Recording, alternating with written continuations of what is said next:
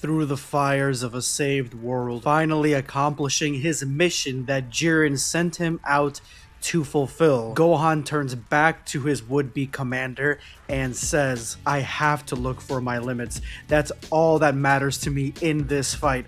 I'll go all out." Before Gohan has Universe 11 Supreme Kai unlock all his hidden potential, everything that he has inside, he wants to face off against the one opponent that Goku, his father, had the most amount of trouble with and really ultimately did not defeat on his own. He needs to know that he has what it takes right now with only his training and what the Pride Troopers have given him to be able to defeat Jiren. And God of Destruction Topo says, as long as the inhabitants of this planet come first, you guys are allowed to have this match. This versus battle is going to be one for the record books. In the fires of Gohan's peace, they stare each other down, but Jiren is not the type to make the first move and orders Gohan to go. With the ferocity of a million tigers, Gohan pounces on Jiren, coming in with a diabolical fist that looks like it is delved into the very depths of hell itself. But Jiren, he simply dodges it. This is low-level shit for someone of his caliber. Even Gohan recognizes it, saying he missed him. He needs to stop Jiren in his tracks. And one of Super Saiyan 3 Gotenks' favorite moves will do the job. I guess not. Jiren literally pushes Gohan away from his attack and knocks him into next Tuesday. And Gohan gets pushed into the barrier dome, the one that is holding both of their powers inside, holding their strength contained so it does no further damage to this planet. And Gohan bounces around this thing like a pinball until Jiren calmly hits him with a finishing blow, a devastating attack that catches Gohan, our boy, by surprise. This attack is so devastating that literally Gohan's insides feel like they're up to bursting. Like, look at this man. He cannot hold himself still. This was an attack he did not see coming. The devastation, he did not prepare for himself mentally or physically. He is in a world of pain. If Gohan thought that he was any sort of match against Jiren, this is a bloody reminder, a mature warning reminder that, yeah, Gohan, he's not ready for this fight. He's not ready to face someone like Jiren. And it seems like Jiren more than likely has been training, just like Gohan and Goku and everybody else, since the Tournament of Power. He's done, and all Gohan can do is watch, literally watch himself get smacked around by Jiren as Jiren holds him up by his hair and he begins to lose consciousness. This is really brutal to see happen to someone like Gohan, who's so carefree and loving and sweet. Yeah, Jiren don't give two rats asses about that. That's why he is number one. But Jiren has had enough of this. He needs to go back to big boy things. He needs to go back to top G conduct and controlling the devastation that's going on in Universe 11 with all these villains. He can't be playing around with Gohan all day long. Look at him. He's done for. He's throwing away Gohan like a piece of trash. Gohan ain't nothing, and he needs to know his place. He comes back to Jiren. He needs to come back with that Supreme Kai boost up, because right now he ain't nothing. Oh, what's this? Gohan is not out of the match yet. And even Topo, he says Gohan have resources, but I believe that means reserves, meaning that Gohan still has a little bit of fight in him. Okay, I see you, Gohan. Gohan, I mean, he made Jiren kind of, be slightly impressed, maybe, not much.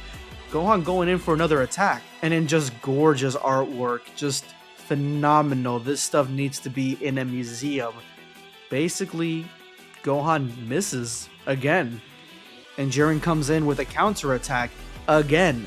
This one makes a direct hit right into Gohan's jawline, and Gohan spits up blood but comes right back in, this time with a Kamehameha blast. And this one honestly plays better toward where they are fighting, because there are two things that could happen here. One, Gohan really doesn't have much radius here that he can miss. they are trapped in this dome for the planet's protection, and so Jiren is going to take the hit regardless. And number two, if this is strong enough to break the barrier, Gohan would have put some of the planet at danger, at risk, or at least the dome at risk, meaning that Jiren has gonna have to step in and really, basically put Gohan down, because now you're messing with the arena that was put in place here and possibly putting the planet at risk. And Jiren does just that, stopping the Kamehameha by stopping the user. These attacks, these hits, are devastating to watch. It looks like the barrier is okay. I mean, we just tested it with Gohan's body and a Kamehameha blast, so I think it's fine. Gohan, again, tries to make his stand, and he is ready to try to give it his all. I mean, this is the most of Gohan that we've seen in one fight, like where he's not being put down. Something that Jiren sees in himself, which triggers a cool flashback, something again we have not seen from Jiren at all in Kakumei or Dragon Ball for that matter, but we do see his master here basically telling the young Jiren who will not give up that fighting to get stronger is not enough. You have to hold on to everything. You have to win your fights. A young Jiren, obviously coming off the loss of his family, is in that same mindset that he doesn't have much left. And of course he's called an imbecile because no matter what you got, you need to cherish it. You need to fight for your values and the family you got. How little they are does not matter. You have to fight for them. Now this is a great line. Because the day you really don't have anything, the day you don't fight for anyone, is the day the flame that burns inside you is extinguished. You shouldn't wait until your loved ones are about to die or in danger to fight on their behalf. You must be strong for them when the time comes. Great, a banger line from Jiren's master, something that Gohan needs to learn, because he only does this shit when the universe and the planet's at stake. He should always be fighting for those he loves and he believes in. But now Jiren is the master, and so he asks Gohan why he keeps standing, why he keeps getting up. And Gohan says just because he can, just because he can do it. This is not enough for Jiren, obviously. And Gohan is screwed because every time that Jiren powers up, there is something horrible about to happen to his opponent. And Jiren is now boosted up, maybe slightly, but that's enough, especially against someone like Gohan who has just been rattled by base form Jiren. But I like this. I like the fact that Kakumei keeps giving Gohan these attacks that he's never had before. Like, he's basically training to have different attacks. He's mimicking different attacks to make them useful in a strategic sense. And this is essentially the volley that Vegeta usually uses in his attacks, where he just blasts a bunch of key balls everywhere, and because they have nowhere else to go, they're gonna hit their target, they're gonna hit their mark. But Jiren is just unstoppable. He is an Abrams tank. There is no weaknesses. These blasts are not enough to phase him. It's like a bunch of missiles from some jets hitting Godzilla ain't gonna do nothing. And so Jiren just like walks right through them and punches Gohan again. But this time with his fist, he takes Gohan for a ride. As Gohan flies, Jiren chases. And now this is interesting. This ki that came off of Jiren is now all over Gohan, encompassing him. And this is almost like an effect. What is attached to Gohan is essentially the exact same attack that Jiren got devastated with by Ultra Instinct Goku, where the attacks are coming so fast, so strong, you can't barely see them and you have no time to react. Jiren walks right through Gohan as he continues to get punched by the attacks that are moving so fast through Jiren's ki. This is just too much for Gohan to handle, in my opinion. Jiren is done with Gohan, again, essentially telling him to wake up, because Gohan needs to know who he's dealing with. This ain't just a standard fight against, say, Goku or Piccolo. He's not taking it easy on him. Gohan has reached his limit, with Jiren telling him that the day that the God of Destructions, they come to approach him to destroy everything he holds dear, you think that what Gohan says, his speeches, his talking, is going to stop them? No, only pure strength and justice can do that. Which is something that Gohan, again, he's trying to get to that point. He's trying to get as strong as Jiren. Jiren has had to focus and discipline for many, many years. So Jiren is in a huge advantageous position here. over Gohan. He is the strongest. He is the most powerful because he has basically put himself in that position deliberately to become the #1 hero. But just then, we have some unnamed fodder villains. At least that's what it looks like. They may have survived what Gohan has deemed to be clearing up the planet, and now they're heading straight for the Pride Troopers, trying to instigate some sort of fight. Gohan is surprised to see them there. Gohan wants to help, but Jiren's like, nah, man, this is my team. They can handle themselves. I can feel it. You can feel it. You don't need to jump in. Basically, the story here is that Jiren is telling Gohan that he needs to trust his teammates. He needs to trust the Pride Troopers. They can do what needs to be done. Because right now, Gohan needs to be doing what needs to be done. And so he asks him again, why does he keep getting up? And Gohan thinks of everyone, going all the way from his father, trapped, to Android 16, who isn't there anymore. You have all the Z fighters, his mother, his daughter, his wife.